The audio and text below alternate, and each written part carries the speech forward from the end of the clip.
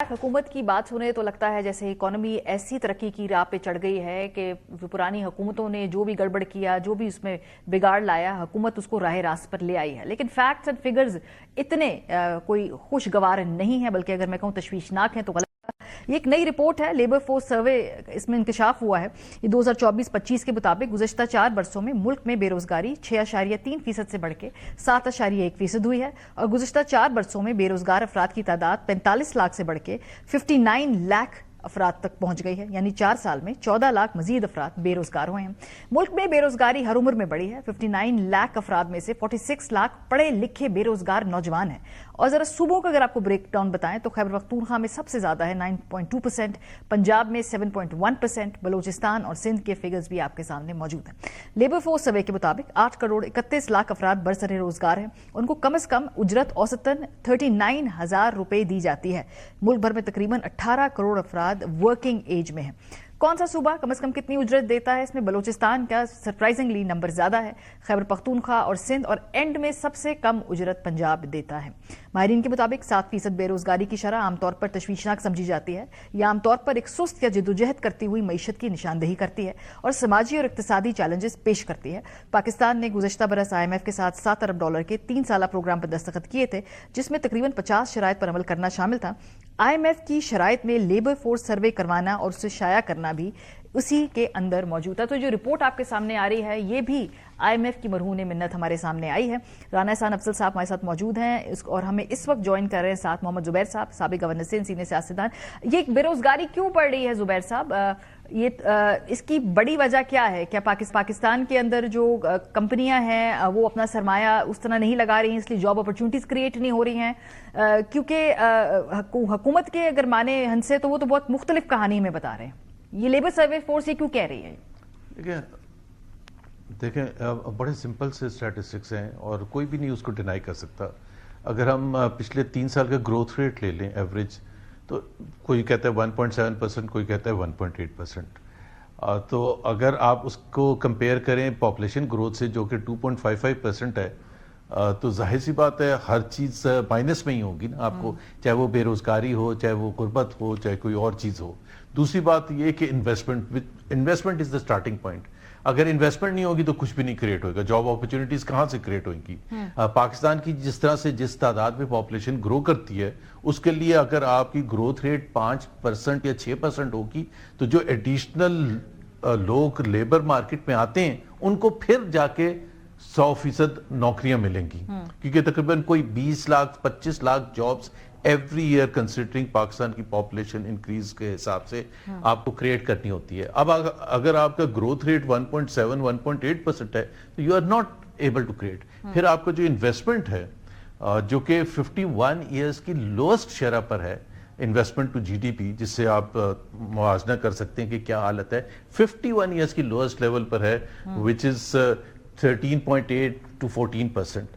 अब अगर आपकी इन्वेस्टमेंट का ये हाल हो, और अगर आप, मैं एक मारिया एडिशन कर दूं कि इसको तनाजुर में अगर हम देखें कि फॉर एग्जांपल इंडिया का investment to GDP is 33%, Bangladesh का 31%, इसी तरह से कंबोडिया, वियतनाम, बांग्लादेश सबके तकरीबन उस लेवल पर है, हमारा हाफ से कम है। सो ये तशवीशनाक। और दूसरी बात यह है कि उसकी वजह से फिर दूसरे इंडिकेटर्स, अगर आप बेरोजगार गुर्बत लें, तो वो तकरीबन 44-45% पर है। तो मुझे नहीं पता कि ये कौन ये देता है, नंबर्स देता है, जो जिससे ये तासुर पैदा होते हैं। बाय द वे वो मिथ खत्म हो रही है। मैं लास्ट पॉइंट लूंगा। आपको पता है ये अभी एक सेमिनार हुआ था इस्लामाबाद में, SIFC के जो नेशनल कोऑर्डिनेटर हैं सरफराज, उन्होंने कहा है कि ये इस तरह से नहीं चल सकता।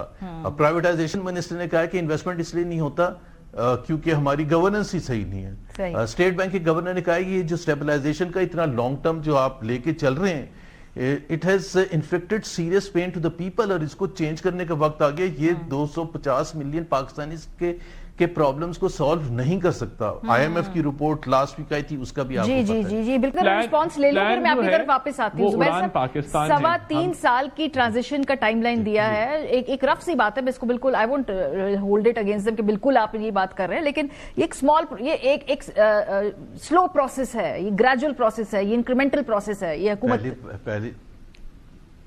मारिया, पहली बात तो मैं दुरुस्त कर दूं टाइमिंग के हिसाब से, इनको आए हुए 4.25 साल हो गए। अप्रैल 2022 में आए थे और शहबाज शरीफ साहब की तकरीर उठा के देख लें, तकरीरें कि 6 महीने में मईशत को ठीक कर दूंगा। अब 4.25 साल हो गए। एक्सपोर्ट जो है 3 साल पहले के मुकाबले में कम है। सो ये ट्रक की बत्ती के पीछे, ये इकोनॉमिक डिस्कशन में अच्छा नहीं लगता लफ्ज इस्तेमाल करना अभी इनकी तो कंसिस्टेंटली राणा साहब की बातें आप सुने, करेंगे। There is nothing to show. और सबसे अहम बात यह है, अभी इन्होंने कहा कि रिजर्व्स हमने बिल्टअप किए। मैं आपको बता देता हूं, 14.5 बिलियन इनके रिजर्व्स हैं स्टेट बैंक के, जिसमें से $12.5 बिलियन जो हैं हमारे 3 दोस्त ममालिक हैं। इन्होंने कौन से बिल्डअप किए? $2 बिलियन। अगर आपने 4.25 साल में $2 बिलियन रिजर्व्स बिल्डअप करने के लिए आए थे, तो I think this is not an acceptable solution for Pakistan. 2 billion सिर्फ 4.25 साल में। आप 4.25 साल पहले ये जो कह रहे हैं ना डिफॉल्ट हो रहा था, तो उस वक्त $16.8 बिलियन थे और दोस्त ममालिक के $9 बिलियन थे, यानी कि 7.5 बिलियन करंट अकाउंट डेफिसिट भी बताया ना कितना था अपने थे। मैं बता रहा हूं, मैं उसका जवाब देता हूं भाई। मई 2018 में जब पीएमएलएन छोड़ के गई थी तो $19 बिलियन थे। इमरान खान की हुकूमत में बहुत ज्यादा थे, $17 बिलियन थे।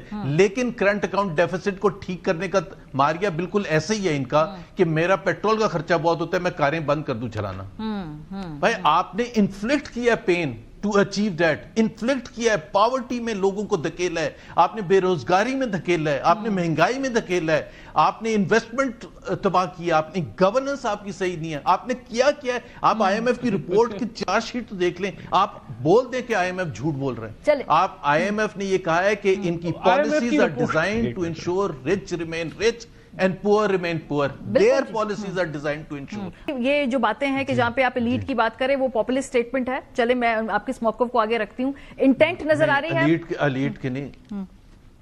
देखिए इंटेंट ही पर आईएमएफ ने कहा है कि इंटेंट इस हुकूमत की, इस सिस्टम की ये है कि इट इंश्योर्स के poor remain poor. Procurement rules को बेंड किया जाता है, रिलैक्स किया जाता है। उसमें लिखा हुआ है ये फेवरेट्स को ठेके देते हैं, ये करप्शन बीच में होती है। उसमें आप रिपोर्ट को आप एक एक लफ्ज उठा के पढ़े और आप कहें कि ई प्रोक्योरमेंट कर दी है भी। It is such a strong indictment.